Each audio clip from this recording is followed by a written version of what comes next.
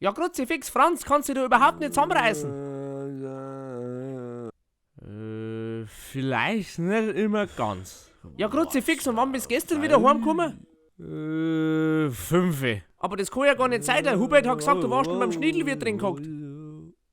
Oh, der macht ja schon um 6 Uhr auf. Also warst du um 5 Uhr noch nicht daheim?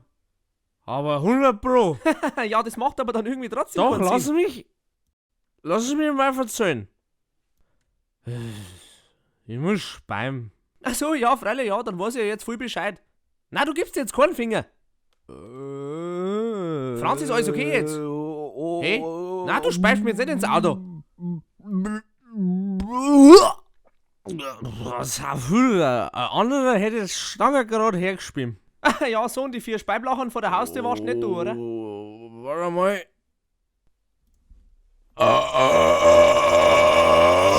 Boah. Ja, Bolleck, hat dir eine Katze ins Wein geschissen, oder was? Hast du ihn gesehen? Ein Riesenöch. Ja,